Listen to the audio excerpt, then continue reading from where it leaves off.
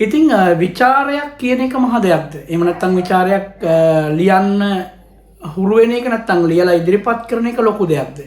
ඒක වෙන්නේ ගොඩක් කලාවට මේ විචාර ලියන්න හුරු කරද්දී උගන්වද්දී ඒක හරි බැරෑරුම් කාර්යයක් හරි අමාරුයි පුතේ කියලා මුලින්ම අපේ අය ඔළුවට දානවා විචාරය අමාරුයි කියලා. ඇත්තටම ගත්තොත් ඒ කියන තරම් විචාර අමාරු නෑ. වචන නිකන් විචාර අකමැතිම ගුරුවරයාගෙන් සිංහල මේ වෙනකොට ඉගෙන ගන්නවා වෙන්නත් පුළුවන්. ඉතින් ඔය හේතු සාධක බාහිර හේතු සාධක තමයි ගොඩක් කලාවට විචාරයක් ලියද්දී ඒ භාණ්ඩය හෝ එහෙම නැත්නම් මේ පුද්ගලයා ඔයාගේ S2කට දැක්කට පස්සේ S2 යාව විචාරය කරන්නේ කොහොමද? ආපෝ මූ හරියන්නේ නැහැ මූ මහ පිස්සෙක් වගේ සීන් එකක් අපි දෙනවනේ. එතෙන්දී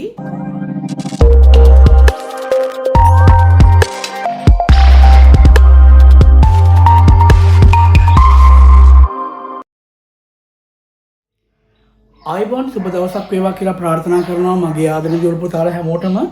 ඉතින් ඔන්න අද මම කලින් පොරොන්දු වුණා වගේ 2026 අවුරුද්දේ 2027 අවුරුද්දේ O level ලියන්න ඉන්න දූ පුතාලා වෙනුවෙන් තමයි මගේ පළවෙනි වීඩියෝ එක අරන් එන්නේ පාඩම් වීඩියෝ එක. ඉතින් මම ඊයේ දවසේදී ඔයගොල්ලන්ට පොරොන්දුවක් වුණා ඊයෙන් පස්සේ channel එකේ ගොඩක් දේවල් ඔයගොල්ලන් වෙනුවෙන් තමයි අරගෙන එන්නේ කියලා. ඉතින් ඒ නිසා පළවෙනි පාඩම විදිහට මගෙන් හමු වෙලා මුණ ගැහිලා මගේ පාසලේ දරුවෝ විතරක් නෙවෙයි මගෙන් බාහිර අධ්‍යාපනය ලබන දරුවෝ පවා ගොඩක් කියන කාරණාවක් තමයි සර් විචාරයක් ලියන්නේ කොහොමද තේරෙන්නේ නැහැ කියන ප්‍රශ්නේ. ඉතින් ඒ හැම ප්‍රශ්නයකටම උත්තරයක් විදිහට පුංචි පාඩමක් අරගෙන එන්න හිතුණා. මම ඊයේ කිව්වා ඔයගොල්ලන්ට පාඩම් කීපයක කොටස් වශයෙන් කොහොමද විචාර ලියන්නේ කියන එක අපි කතා කරනවා කියලා.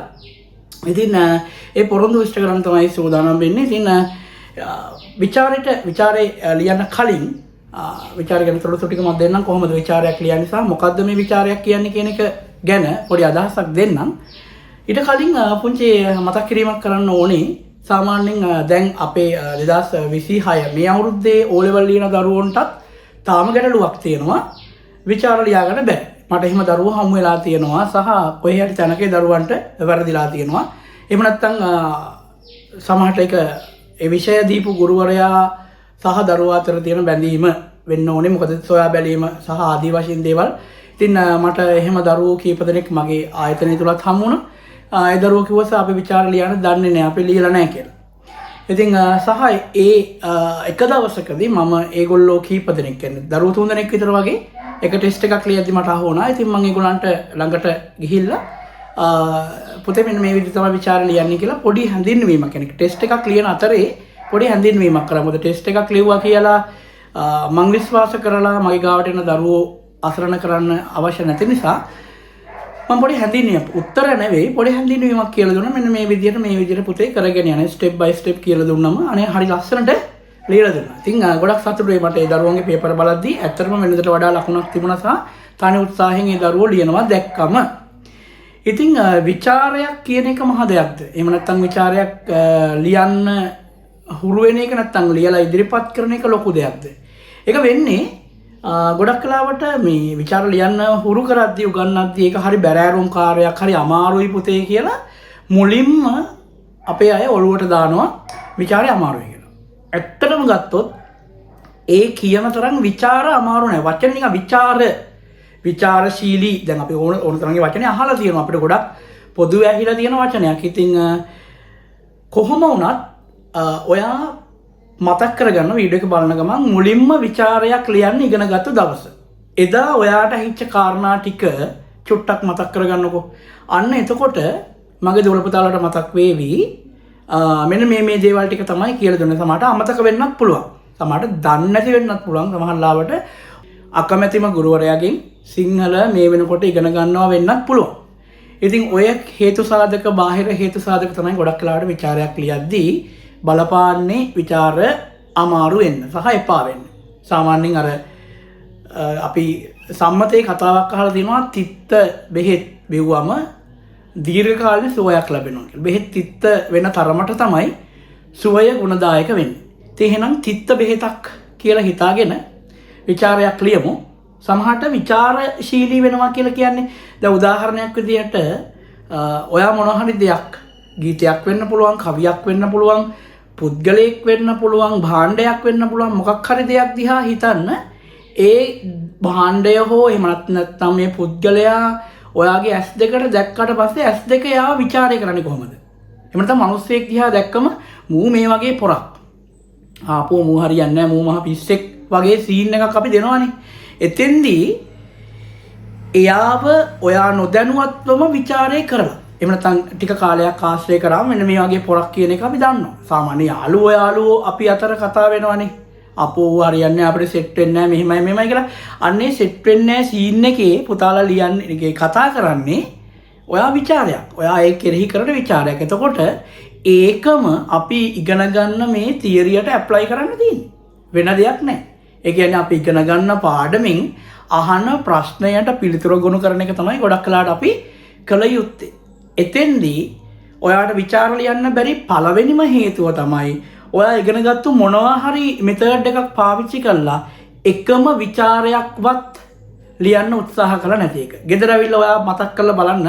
ඔයා පළවෙනි දවසේ ඉගෙනගත්තු පළවෙනි දවසේම හෝ නැත්නම් ඊට ආසන්න දවසක ਵਿਚාරයක් ලියන්න try කරාද කියලා කිසිම දවසක නෑ. ඔයා දනගාගෙන ගේ පුරා එහාටයි මෙහාටයි මේ ගිහිපු කාලේ පුටුවක් දැකලා පුටු ඇන්දේ එල්ලිලා ඒකට අත තියලා හෙනම ගේමක් ගහලා නැගිට්ට පුතේ. ඒ නැගිටපු දවසේ ඔයා දැනගත්ත ඔයාට නැගිටින්න පුළුවන්. ඊට පස්සේ ඔයා ඒක අල්ලගෙන එහාට මෙහාට චුට්ටක් ඇවිදලා දන්නේම නැතුව ඔයා විසින් ඒ පුටු ඇන්ද අතාරිනවා. නැත්නම් ඒ ඔයාට ලැබිච්ච සපෝට් එක අතාරිනවා. දැන් ඔයා දෙපයින් හිටගෙන ඇවිදින ශක්තිය තියෙන දරුවෙක් වුණා. අන්න ඒකම තමයි පුතේ මේ වෙන්නත් ඕනේ. ඒ කියන්නේ ඔයා අල්ලගන්න පොඩි මෙතඩ් එකකින් මොනවා හරි දෙයක් ලියන්න තිබ්බන ලිව්වා නම් ලියලා try කරා නම් එහෙම නැත්නම් තවත් දන්න කියන අයියා කෙනෙක්ගෙන් අක්කා කෙනෙක්ගෙන් හරි නැත්නම් ඔයාට ඒ සෙට් වෙන යාළුවෙක්ගෙන් හරි ਵਿਚාර ලියන්න පුරුදු වෙච්ච මේ ඔයාගෙම සෙට් එකේ කෙනෙක්ගෙන් හරි අහලා ඔයාට වෙච්ච අඩුපාඩු ටික හදාගෙන ලියන්න try කරා නම් මං හිතනවා මේ වෙනකොටත් ඔයා ਵਿਚාර ලියන්න දන්න කෙනෙක්. නමුත් ඔය එකක්වත් කරන්නේ නැතුව හැමදාම පොට්ටි කරගෙන ඉස්කෝලේ ගිහිල්ලා හවසට පන්ති ගිහිල්ලා ගෙදර ඇවිල්ලා ආයෙ පොට්ටික මේතරුට දාලා TikTok එක දිහා බලාගෙන එහෙම නැත්නම් Facebook එක දිහා බලාගෙන එහෙමත් නැත්නම් YouTube එකේ ෂෝට් වීඩියෝ එකක් දිහා බලාගෙන හිනා වෙවි කාලය ගත කරන දරුවෙක් නම් පුතේ උඹ කවමදාවත් උඹට ਵਿਚාරයක් නම් ලියන්න ලැබෙන්නේ නැහැ. ඒ නිසා අදම අයින් කරන්න ඒ දේවල් ටික අයින් කරලා ඔයාට ලියන්න පුළුවන්ද කියලා බලන්න. ඔයාට ගහක් දිහා බලන මට මේ ගහට නගින්න පුළුවන්ද බැරිද කියලා තීරණය කරන්න පොතක් කියවලා බෑ. ඔයාට ගඟක් ගාවට ගිහිල්ලා ගඟට බැහැලා ඒකේ ගැඹුර හරි මොනවා හරි වපසරිය තීරණය කරන්න නැතුව ඔයාට පීනන්න පුළුවන්ද කියලා බලන්න බෑ. ඒවට පොත් කියවලා බෑ කරන්න. ඒවට යෙදෙන්න ඕන. විචාරයක් ලියන්න මම කොච්චර කියලා දුන්නත් ඔයාට ගන්නන ගුරුවරයා කොච්චර කියලා දුන්නත් මගේ පුතේ විචාර ලියන්න බෑ. ඒකට ඔයාට පුළුවන් විදිහට යෙදෙන්න ඕන. අපි කරන්න ඕනේ ඒක අපිට පුළුවන් විදිහට යෙදෙන එක. සාමාන්‍යයෙන් අපි ජීවිතේ වුණත් බැරි විදිහට නෙමෙයි පුළුවන් විදිහට නේ ගත කරන්න ඕනේ. අපිට ආදායමට අනුව වියදම සෙට් කරගත්තේ නැත්නම් ජීවිතෙත් පේන. අන්න ඒ වගේ විචාරය ඔයාට ලැබුණු මුල් තැනින් අල්ලගෙන ලිව්වේ නැත්නම් ඒකත් පේන්නේ. ඒ නිසා අපි බලමු කතා ටිකක් වැඩි වුණා නිසා බලමු කොහොමද සරල වශයෙන් ਵਿਚාරයක් ලියන්න කියලා. පුතේ විචාරය කරන මං කෝ විචාරය කියලා කියන්නේ මොන හරි දෙයක් දිහා දැකලා හෝ බලලා තීරණය කළා මේ වගේ කියලා තීරණය කරන එක නෙමෙයි. එහෙම නැත්නම් මේක මේ වගේ කියලා පොඩි හැඳින්වීමක් කරන එක. පුතේ විචාරයක ආකෘතියක් තියෙනවා. සාමාන්‍යයෙන් මම මේ අද කතා කරන්නේ ලකුණු 10ක විචාරයක්. ලකුණු 10ක සරල විචාරයක් කතා කරමුකෝ. මේකේ ලකුණු 15ක විචාරයකුත් තියෙනවා. ලකුණු 10ක විචාරයකුත් තියෙනවා. ඔයාට විභාගෙදී ලකුණු 10ක එක විචාරයකුයි ලකුණු 15ක විචාර දෙකකුයි ලියන්න එනවා. එතකොට ඔයාගේ පැය දෙක සෙට් කරගන්න ඕන මේ විචාර තුනත් ලියන්න. සමහර අය කියනවා තාමත් 11 වසරේ දරුවෝ 10 වසරේ දරුවෝ පැත්තකින් තියමු අපි පටන් ගත්ත ගමන්නේ වාරයයි නිවරුනේ 11 වසරේ හෙට අනිද්ද විභාගෙ ලියන්න ඉන්නේ අයොත් කියනවා සර් වෙලාව මදි. වෙලාව මදි කියන එක අපිට සාමාන්‍යයෙන් එහෙම කියන්න ඕනේ වචනයක් නෙමෙයි. අපි කොයිතරම් අපේ වෙලාව නාස්ති කරනවද අනවශ්‍ය වැඩ කරලා. ඒතර ඒ වෙලාව අපි යොදාගෙන තියෙනවද අවශ්‍ය වැඩකට? ඔයාගේ ස්පීඩ් එක, ඔයාගේ ස්කිල් එක කොහොම ටික බලපානවා විචාර ලියද්දී. එහෙම නැත්නම් පේපර් එක පැය දෙකට ඉවර කරද්දී. හරි. මේ ලකුණු 10ක විචාරයකට උපරිම ඔයා විනාඩි 20ක් ගන්න ඕන. විනාඩි 20ක් ගන්න ඕන. විනාඩි 20ට ඔයා අතහුරු කරන්න නම් ඔයා නිතර විචාර ලියන්න ඕනේ. ඔන්න ඔක කාරණාව මතක තියාගන්න. ඔයා ප්‍රැක්ටිස් කරන්න. සාමාන්‍යයෙන් හොඳ ක්‍රිකටර් කෙනෙක්, හොඳ තවත් ක්‍රීඩාවක යෙදෙන කෙනෙක් එයා දිනපතා ප්‍රැක්ටිස් කරනවා. හොඳ ගායකයෙක් කියලා හිතන්නකෝ. ගායකයෙක් නම් එයාගේ ස්කිල් එක දියුණු කරගන්නේ ප්‍රැක්ටිස් කරලා. ඒත් ඔයා හොඳ විචාරශීලී පුද්ගලයෙක්, විචාර ලියන කෙනෙක් නම්, හොඳ රයිටර් කෙනෙක් නම් ඔයාට සිද්ධ වෙනවා ඔයා නිකන් ගත කරන කාලෙදිත් ඔයා වෙනුවෙන් වැඩ කරන්න. එහෙනම් පුතේ මෙන්න ලකුණු 10ක විනාඩි 20ක විචාරයක් ලියන්න කොහොමද ඔයා පසුබිම හදාගන්නේ කියන එක තමයි දැන් මේ කතා කරන්න යන්නේ. ඔන්න ඔයාට සමහර වෙලාවට මේ වීඩියෝ එක බලලා සමහරට වීඩියෝ එක නොබලා අතාරින්නත් පුළුවන්. විචාර කිව්වම නිකන් බෝරින් වගේ වැඩේ. ඒ වුණාට චුට්ටක් බලන්න. බැලුවේ නැත්තම් අපරාධේ ඔයාට මේ ලැබිච්ච chance එකක් නැති වෙයි. ඒ නිසා අනිවාර්යෙන්ම වීඩියෝ එක ඉවරනකම් බලලා ඔයාට මොකද හිතුනේ කියලා පොඩි කමෙන්ට් එකකුත් දාන්නකෝ. හරි. දැන් අපි යමු.